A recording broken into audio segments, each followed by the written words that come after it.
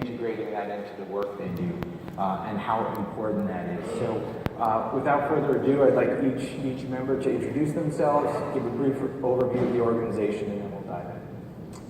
So I'm Gary Belkin. I'm the Deputy Commissioner for the city's health department, overseeing mental health. Among other things, we've been instrumental in launching in New York City a very ambitious public health approach to mental health called Thrive NYC, which is a pretty ambitious effort by any city to really take on population mental health as a problem and as an approach. Very interested in the ways technology can help our mandate, which is to worry about the population's mental health and how do we impact that, what is most common, where does it distribute, who's most affected, and how do we address it in that public health way, as well as at the same time being the ones vigilant about those who are marginalized and may fall through the cracks of the system, people with more serious illness and other affected groups, people in the criminal justice system, homeless, other marginalized groups. So all of that speaks to the need to reach out and to connect, to get things to people outside of usual places where care happens. And we're very interested in how we as a city promote and accelerate the ways technology, information technology can help us do that. Great. Hi everyone. Good being here. My name is Danish Munir. I'm the Vice President of Technology at Genoa Telepsychiatry. We were formerly called One Docway. We were acquired last year by Genoa Healthcare. Our story is Genoa has been around for 15 years, serving the mental health population in America through the pharmacy side. We build pharmacies that are on-site at community mental health centers with the idea that if you can be in touch with the patient as soon as they're getting their care, at the point of care, you can develop better interventions, you can improve the adherence rate, which is a significant problem in all chronic conditions, but specifically in mental health. On the telepsychiatry side, which is my area, it's One Docway. We founded that 5 years ago with the mission of increasing access to healthcare, mental health care in rural areas. So over the past 5.5 years, we've served about 50,000 patients in 15 states. Our patient population is primarily a Medicaid at-risk population.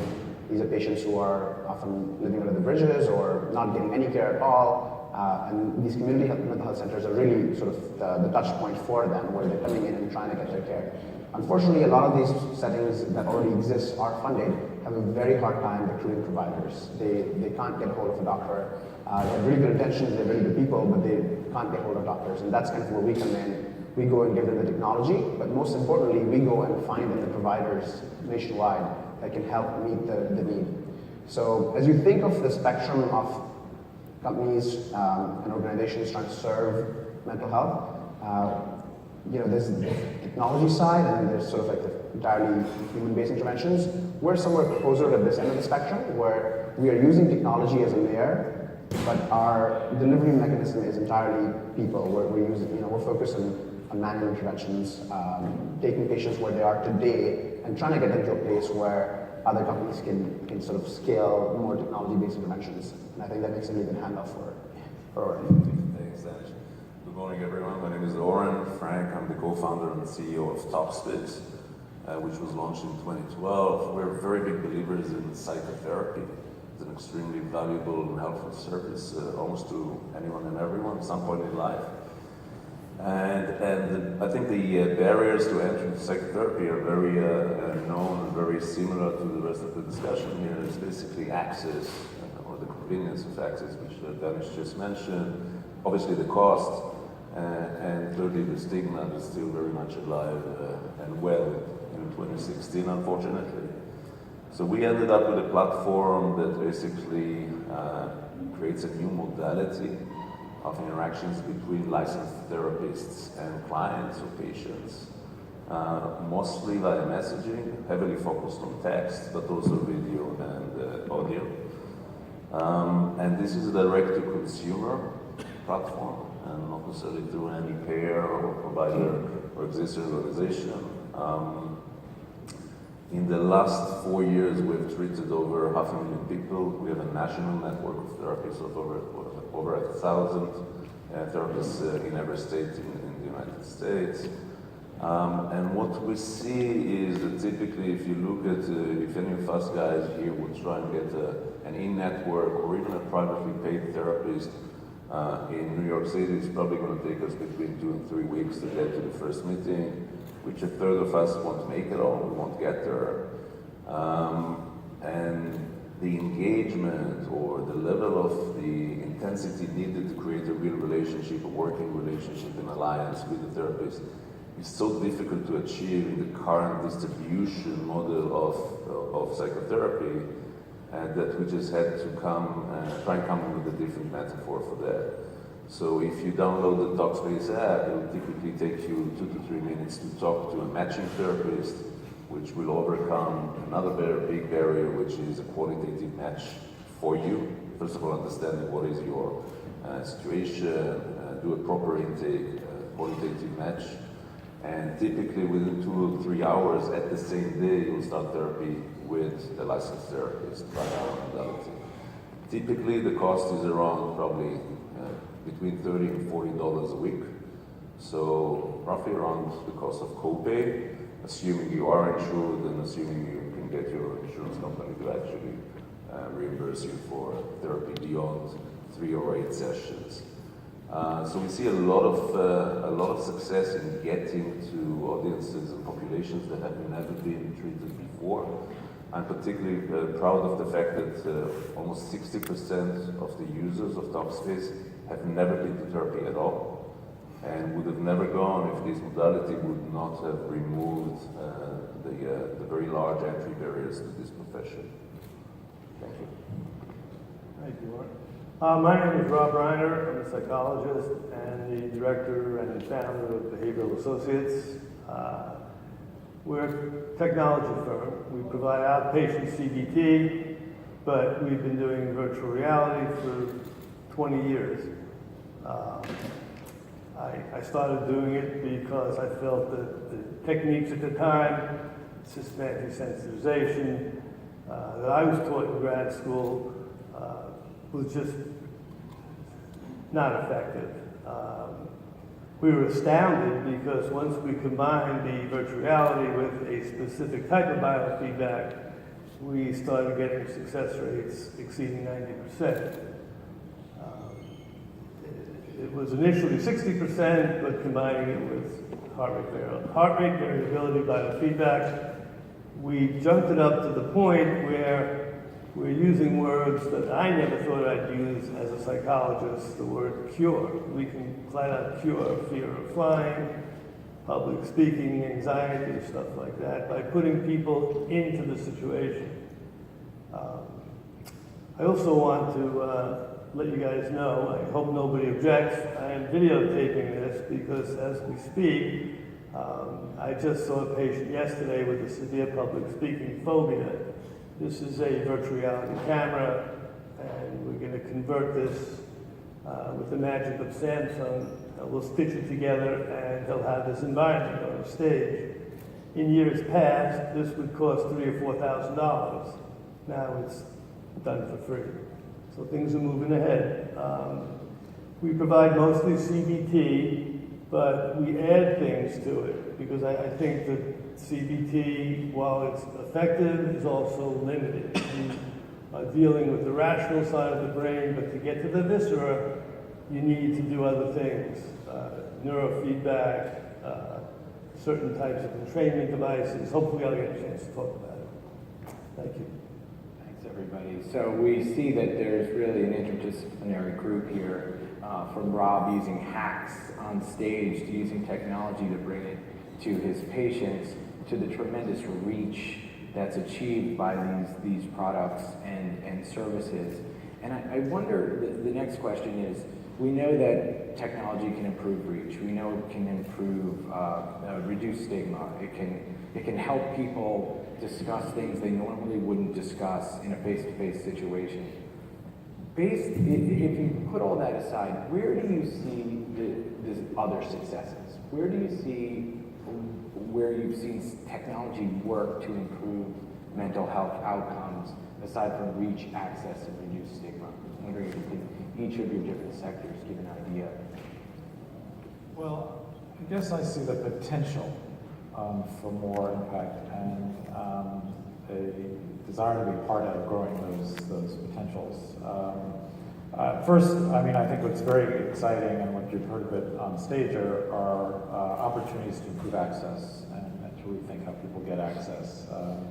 Open up the points of contact, things like Talkspace, and to change how therapy works so it's more accessible, like the work you're doing in virtual reality. I think, though, that we'd also like to see technology not just amplify access to provider-driven solutions, but to also give opportunities for more self-care and emotion opportunities. And there are things like that out there, but I think they're really just, it's a nascent area, but I think a real powerful one if we're ever going to meet the burden out there. We're still not going to do it through provider-anchored strategies, however more accessible we can make them. We also have to think of ways that put mental health promoting tools in people's hands at great scale. And I think it's very possible, and there's some examples starting to brew around that, but that's something we're very interested in pushing as a health department. In fact, we're working now with City University of New York in using their student body as a test bed for certain apps that are those sorts of things. And thinking about, are there things that a health department should make accessible to every citizen, a suite of self-care tools like that. But another area that I'd like to see more innovation around is how we use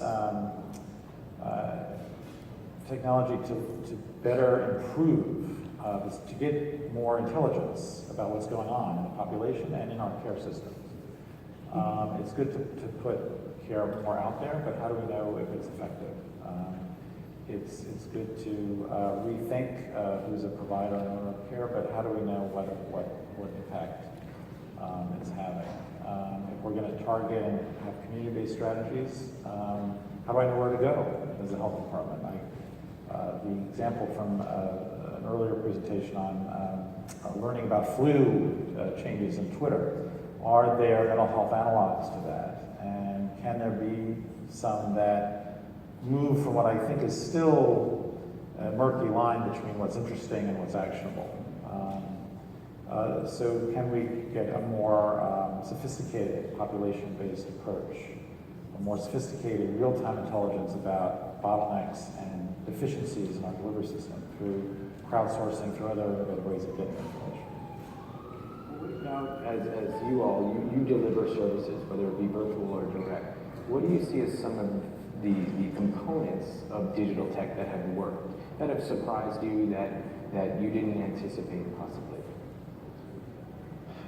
So, technology, any new technology, when it comes in, right, it needs to masquerade itself as addressing only the use cases that people know today, right? So when Airbnb comes in and explains itself, it says, hey, you're used to booking hotels, here's a new way to get a place to stay. It's hopefully easier, cheaper. But over time, the goal of technology shouldn't be just to make existing things better. It should be to create new things, new behaviors that didn't exist before. So now you will see people, renting an apartment for 2 hours to do a video shoot, right? Like my friend was making a music video, and he needed a bass, and he was like, oh, Airbnb, let's do it. So we've seen that happen, and we are seeing that, starting to see that happen in healthcare, in mental health. The use of technology going past just access, which is sort of the gateway to developing 2 areas where we see the most development happening today, and there are other areas out there as well. So the first one is outcomes trackings. Like you said, you need to know what's going out there. We have such a good understanding of what's happening in our population in so many different areas, and healthcare has lagged far behind. Sometimes we get it wrong, sometimes we predict elections incorrectly, and sometimes our measurement doesn't really work. But we're getting better at it. It's still very, very early as far as the existence of these tools is concerned. And the same thing applies. So when I wake up every morning and I can look at my dashboard and I can see, oh, there's a certain spike in all the clinics in Missouri booking more appointments, it makes me go and ask questions. It doesn't give me answers right away, but it makes me go and ask questions, right? I'm sure you see the same thing. What happened yesterday? Was there an event? Is something going on this week, this month? The reimbursement change, what happened? So that's the first one, is kind of having a better grasp of what's going on out there and how to react to that and respond to that. The second one is actually developing new modalities of care. So in our case, we have used technology to better integrate health. We have been able to, everyone talks about integrated health, it's a term that I've heard for the last 10 years, and every time I've tried to ask them, what does it really mean? You know, I've kind of got a lot of hand waving. We've been fortunate because our parent company that acquired us was building pharmacies, and we were providing psychiatrists, and our patients are actually physically sitting at a community mental health setting. We've been able to bring these three settings together, the social worker, the psychiatrist, and the pharmacist, in what we call huddles, in ongoing regular huddles where they're actually going through every single patient and making sure the patient is making progress. So it's a new modality of care that has existed in theory but hasn't actually existed in practice, that is now actually taking place at the clinics that we serve. So that's where I see technology going, is coming up with new use cases that haven't existed before, and there's so much more to be done right now. I agree. I think in our case, there are a couple of ways to look at it. First of all, using existing technologies to create new modalities of care is the obvious one, and basically answers the definition of innovations, which is using existing elements in a new context or a new use case. With our focus on psychology, on psychotherapy, there's a very interesting outcome, which is if you look at the process of psychotherapy, it involves language. It involves words, which people are trading between each other. But the typical 1 hour therapy hour is a black box, which you don't really have any access into the data that's being generated there. And the capture is usually a couple of notes, very subjective ones, from the therapist at the end of the session of what they think really transpired. But that's not data capture. When you move the modality into text-based or video and audio-based, which is captured, when you move any human distribution model onto a digital platform, what you get is an avalanche of data that you can start working with. So one of the most interesting usage of technology that we do is actually run NLP protocols on a very nicely structured set of data, which is the therapy room itself. Obviously anonymized, de-identified, etc., and begin to learn what are the real interventions that each therapist is using and applying for each condition, with the simple purpose of learning what works and then replicating. And actually the end product is, if Danish is going to be a therapist on our product, is going to get a recommendation from the platform, from the back end, from the real technology product, that in similar cases, this kind of intervention was successful at 79 or 64, 85%. What we're doing with that is actually giving this wonderful profession and those amazing people, the therapists, tools to be, I think, better therapists than they could be without it. If you want to look at it as a metaphor, it's a set of really good magnifying glasses for them. So that's the main focus of the technology that we're building, which is very unique because of our modality, which is helping the therapists be the best that they can. And Rob, what about you as a direct service provider, and not necessarily collecting data within the session, but using the tools within the session to enhance care? Where do you see the wins, the benefits? Yeah, it's interesting that we got placed where we did, because my response to this is almost the polar opposite of yours. I believe that no therapist is enough of a wizard to believe that what can happen in 45 minutes, once or twice a week, can dramatically change a person's life. I used to think I was, but reality crashed down. And we now use the sessions as platforms for hypothesis testing, because the patient has to do most of the heavy lifting out of the session in their real lives. We plan CBT intervention